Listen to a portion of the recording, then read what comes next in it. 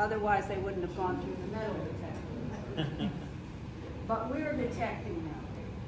And you notice that black people, brown people, white people are holding those chains. And part of it is the reason we're here is to break the chains. And we're recognizing that those chains actually were out around the necks of our black brothers and sisters in slavery. But those chains of white supremacy also bound white people, because white people sacrificed their humanity, sacrificed our humanity for superiority. We have in our DNA a history of owning and cruelty to others. And for us to be unchained is to allow ourselves as white people to join the beloved community on all different terms. And so as people speak at the end, we want to say, and you can, some of you can do it, I want to say we're wanting to embrace a radical future. It's a future that's uncharted. But we know whose shoulders we stand on. We stand on, as Reverend Peterson has said, we stand on the shoulders of black people who are the true voices of democracy. Break the chains! Change the name! Break the chains! Change the name! Break the chains! 2017, the white supremacist riot in Charlottesville, Virginia, where a woman was killed due to right-wing violence. Well, one of the things that happened after that, as well as awakening people to the threat of white supremacist violence, was that the city leaders and the city council in Charlottesville took action. And what they took action to do was they removed the statues of Robert E. Lee, and they removed the statues of the other Confederate leaders. And this happened in the South, in Virginia. And as Kevin mentioned, in Mississippi, they changed the state flag. And there's been this movement. I mean, we think in the South that a lot of them are right-wing or white supremacists, but there are a lot of black people who live in the South. There are a lot of progressives who live in the South. And the communities in the South have been taking action to rectify the failures of the first Reconstruction and the imposition of Jim Crow and the change of the narrative from a war of liberation to an oppression. And this is what this movement is about in Massachusetts. We tend to think, you know, given our Puritan heritage and so forth, that we're so, I don't know, city on the hill, better than other people, but we're not. And the racism in Boston is in some cases more entrenched and worse than many other parts of the U.S. You go to Philadelphia, you go to Baltimore, you go to Detroit, Chicago. And we have to rectify that in Boston, and Kevin's leadership and this movement to change the name of Slave Trader Hall is a big step in that direction. So thank you. The Forbes family, you might have heard of them. And my ancestor, Robert Bennett Forbes, was a ship captain. And last year, my congregation was doing a lot of research into our slave owning history in Brookline. And my family actually was in Brookline. And so I thought, well, I'm just going to have a look. Because in my family, we never talked about this, right? We never talked about this. You know, these ships were carrying rum and molasses and maybe a little opium, but we didn't talk about anything else. So I looked into that, and I found out that my ancestor worked for a well-known slave trader. And so the ship that he was captaining, for sure, was carrying slaves. And that was bitter. That was hard. I preached about that with tears pouring down my face, and I resolved to, whenever and wherever I can do anything to stand up against racism, to stand up against white supremacy, to break those chains, I will do that over here. So that's why I'm one of the many reasons. All right. My name is Pastor Josh Wilson. I'm a pastor with the Table Community Room in Dorchester, here in the city of Boston. And You know, it's interesting to be standing in a space advocating for a name change, which is, as Reverend Kevin said, part of really a broader push, both symbolically and structurally, for reparations in the city of Boston to repair some of the damages that have been done. My own history and journey, I come from, I've been a lot of places, but I grew up initially in Ohio. I was in a small town, lily white, and there was for me very little race consciousness. I didn't know any black people as a young child, and I didn't know the stories of people like Peter Faneuil or even many of the other civil rights legends and folks on the other side of things either. I was just mostly ignorant. And so as a little kid, without any animus or hostility, how was I to explain the racial gaps that I began to become aware of? It's interesting, my parents were actually quite horrified as folks who ascribed to more of a colorblind type of ideology and, you know, wished all people well, but had some theories, had some beliefs, some prejudices perhaps. When I began to make up or conjure as a little kid racialized theories for disparities, making up theories about inferiority and superiority, not because anyone had told me that one group was better or another, but I just looked around and I saw, well, there's such dramatic differences in outcomes. How can it be that all folks are actually equal? I didn't know the history. I didn't know the legacy of these institutions and these policies which have created the reality in which we now exist. And so, of course, I've been on a journey for a number of years of unlearning some things and relearning some things and becoming more educated to understand how it is that we got here. And I can say that it's actually only a couple of years ago when I first understood anything about Faneuil Hall or Peter Faneuil. Like probably a lot of Bostonians, I didn't know that there was any legacy at all attached to it. I had no idea who Peter Faneuil was, and honestly had never thought about it. It was just, you know, the place where you went for, you know, crappy overpriced tourist things, right? But of course, it's in this blindness of our history, it's in this blindness of the legacies and the systems and the stories that have brought us here that we are chained to the past.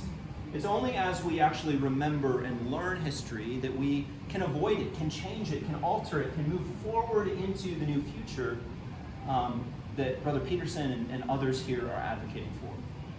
And so, of course, as I've learned about this legacy, about this history from, especially from Reverend Peterson, although from others as well, and looked into things myself, of course, what a grotesque thing. This is unconscionable. Absolutely. Right? It's not okay. Absolutely. Right. And yet, if you don't know anything about it, it's easier not to deal with, not to hassle with, not to have to fight with corporate interests or deal with bad press. And so often I think folks, even white folks of goodwill, people like my parents, would prefer to avoid having a conversation about an issue for the discomfort that it generates, rather than reckoning with the reality of what is. And friends, I think we find ourselves in a similar situation today, right? We have a reality which, if faced, is, most of us would agree, unconscionable. And I think the mayor would agree with this. I think that most of the city council would agree with this. But to face it is uncomfortable. And we are uncomfortable right now. I think our presence is uncomfortable. We've had a number of people dip in and dip back out because it's uncomfortable to have your offices stormed by a bunch of folks, even if they're all very sweet people wearing collars and such. So, you know, we today stand here insisting on memory, on a common memory of what actually happened. A willingness to name things as they actually are. Because as with any wound, as with any illness, it's only when we choose to name things, when we choose to reckon with reality, that we can chart ourselves forward a better course towards a better future together. And I think this future is a future that many in Boston long for. The problem is, as I see it anyway, that many of us, and many particularly of my white brothers and sisters, would prefer not to reckon with the discomfort of how we got here. And so the solutions are necessarily half measures, inadequate, insufficient to resolve or to heal the problem. So we've got to get past denial. We have to face reality. We have to take bold steps together on the grounds of what is to chart a better course future. And I believe that even if a single name change is in the big picture of all things, perhaps even a small step in the right direction, but this name, what we celebrate, what we honor, can be a meaningful step for all of us as we move towards a future of Boston that represents the best ideals of our community, of black and white, of equity and freedom and justice, the cradle of liberty. So I stand here advocating for those things and grateful for this wonderful community of folks who are standing together. You know, we've been socialized to believe that black people are less than. No one will dispute that. Our history clearly demonstrates that black people have been disregarded, dismissed, abused, and every other negative thing. No one will dispute that. And we're coming to you from a place of love, right? We're not trying to fight with anyone. We're not trying to argue with anyone. We're just saying, please, see us as human beings. Yeah. Treat us the way you would want to be treated. Let's not put money over your morals. Why would the man not come out?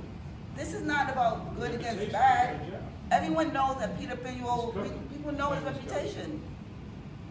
And this may be a bit uncomfortable for you, and that's okay. It speaks to your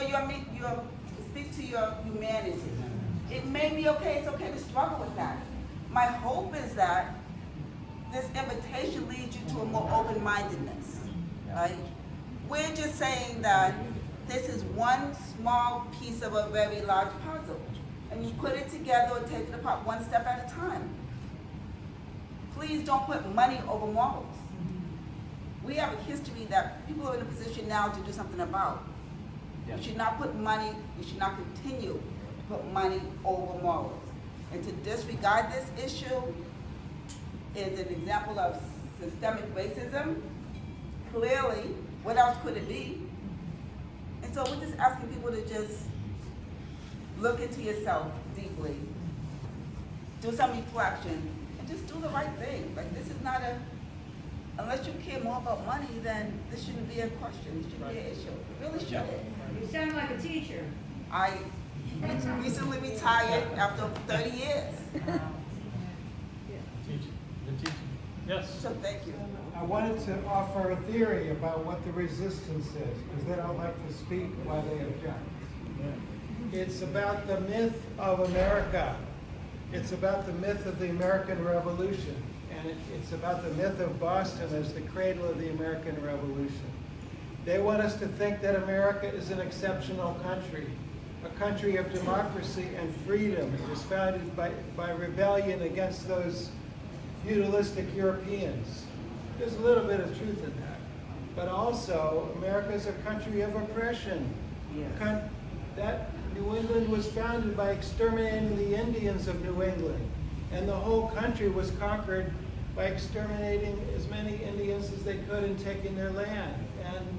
And on the backs of African slaves. And we know that the Boston merchants like Peter Faneuil and John Hancock were engaged in the triangular trade that brought the slaves not only to the south of the United States, but to the Caribbean and South America. They were integral to the whole slave system.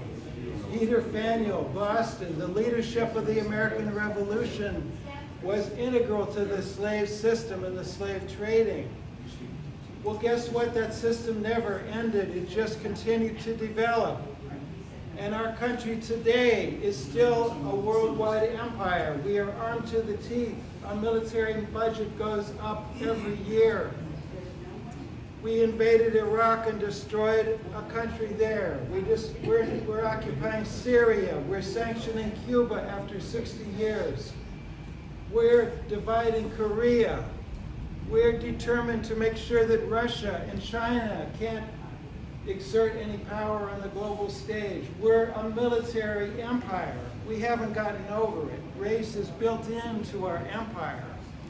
And the myth of America, the myth of American exceptionalism, the myth of American democracy, Peter Faneuil is right there. And that is my theory of why they do not like the idea of renaming Faneuil Hall. It's worth noting. We're living through a plague, and it's a viral situation. And in the early days of this virus, nobody named it, and they denied it, and they didn't act on it. And we had a president that didn't act on it and denied it because he didn't face it.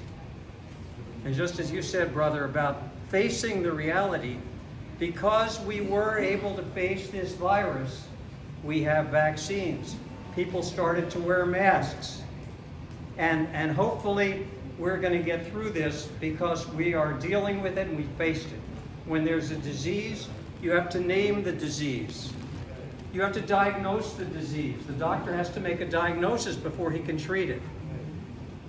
The same is true of the racism and white supremacy. It is a virus, and it's a generational virus that's passed on from generation to generation. We need to name it. We need to call it out when we see it. In this case, Faneuil Hall is the clearest symbol of this virus of racism and white supremacy in our city. And all I'm saying is, let's treat it like a virus. Let's name it, and then let's act on it and take care of it. We can do it together. We need help. We need help from the business community. We need help from the religious community. We need help from young people, old people.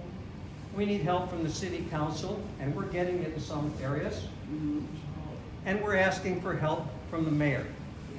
A mayor that many of us who live in Boston, I don't, but people that lived in Boston that are in this room probably voted for her because she is a progressive, because she does believe in many of the values that we hold dear. It's my hope, and I can't understand why she wouldn't respond, that she will step up and show courage and lead us in the fight against this virus and start by renaming Faneuil Hall. Since 1997. And I know a lot about history, but I will tell you that until 2020, I did not know that Peter Faneuil was a slave trader. So I will tell you that what I did know about Peter Faneuil, Important for people to know. this is what I want to say to you, is that I think we need to attack this on two fronts. One prong is education, and to reach out to those who promulgate Boston to everybody else, and maybe go from the bottom up instead of just the top down. Right. And if I didn't know that Peter Faneuil was a slave trader, and I have been involved in Boston, I was a Medco tutor in the Lexington school system for 6 years. I'm involved in the Medco program, for instance, since 1989 or something like that. And if I was unaware of this, then there's a heck of a lot of people who are. Yeah. And what we need to do is reach out, first of all, to those who are bringing, now you're talking about the money, bringing the tourists in. How about the Greater Boston Tour Guides Association, of which I am a member? We can reach out to them, educate them, so that they say there is controversy about this name, because not only was Peter Faneuil the person who gave the money for the first central market in Boston, which it was, and people actually didn't want to have a central market, by the way, because the central market meant they were going to be regulated. And they didn't actually want to be regulated. They were carts all over the place, you know, all over here. And they didn't want that, but he said, I'll give you money. You can have the marketplace on the bottom floor, and you can have a very much needed town hall on the second floor. So that's why it's named after him, because he gave the money to build it. Okay, that's why it's named. The city didn't name it Peter Fan. It was named because he had the money. Now, when I'm doing tours, when I'm doing tours, I talk about that we were involved in the triangular trade, and I explained to people what the triangular trade was, but I did not realize it was a slave market here. Now, I didn't realize it. There are probably a couple of million other Bostonians. Well, there are only 600,000 actually Bostonians, but there are a couple of, million people in the greater Boston area who also did not know.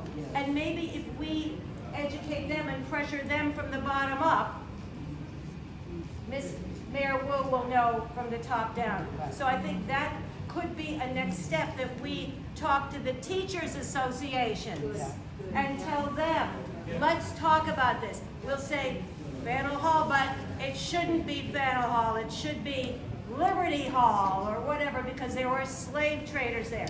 Maybe we go from that point of view. I'm sorry, I'm really practical. So this is what I'm thinking about now. Again, I'm not sure who to blame. Maybe she's not getting enough pressure from the bottom, just from us, and maybe we're in a bubble, as we learned about bubbles in 2016. But we learned a lot in 2020, and many of us, including myself, educated ourselves and are continuing education on that. So I'm really glad to be here and know more about the real legacy of Peter Faneuil. Thank you all very much. Hey, Sean, let me tell you something. Keep on. This look like I'm bluffing. Yeah, I'm young, like to get the legacy. So I keep my hands up, because I know I'm praying every day. Cause I just get out on one knee, say to the Lord, God is my king. Let me tell you something. Maybe it's my fault, let me show you that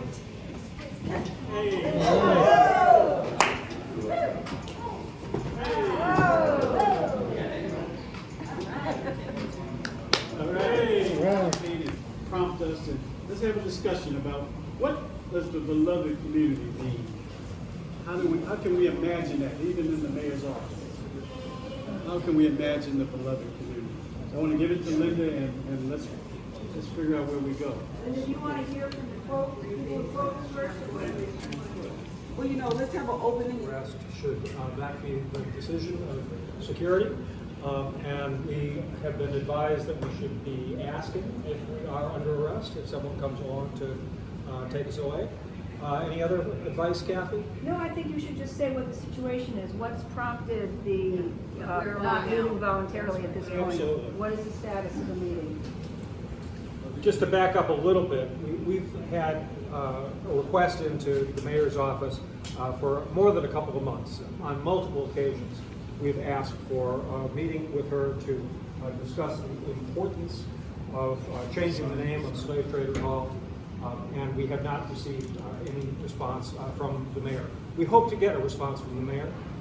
There has been some murmuring that there could be some activity during the week, that we may be given a date and a time, but we have not received any specifics as of now. And our commitment among ourselves was that if we did not have a commitment here and now to a date and a time, we will be here and we will risk arrest. We will stay for as long as it takes. So it's no longer our move after this, but we are prepared to be here for as long as it takes.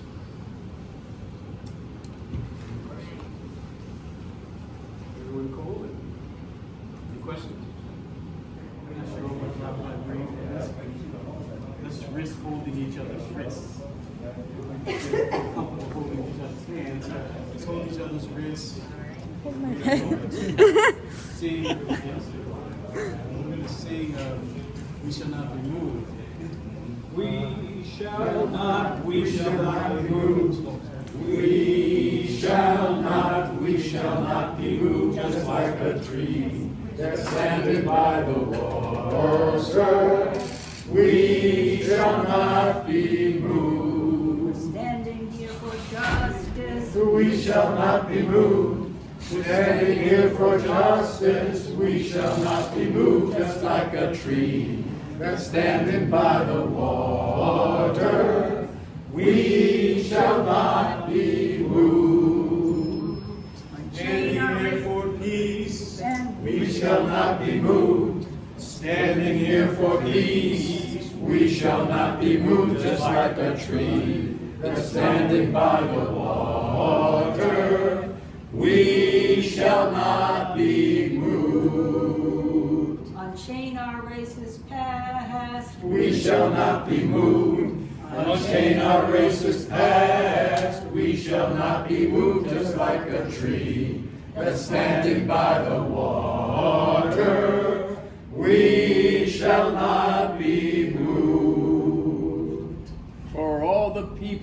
Boston, we shall not be moved. For all the people of Boston, we shall not be moved, just like a tree that's standing by the water. We shall not be moved. For Reverend Martin Luther King, We shall not be moved. For Reverend Martin Luther King, we shall not be moved, just like a tree that's standing by the water. We shall not be moved. happy birthday, Dr. King. We shall not be moved. Happy birthday, Dr. King. We shall not be moved, just like a tree that's standing by the water. We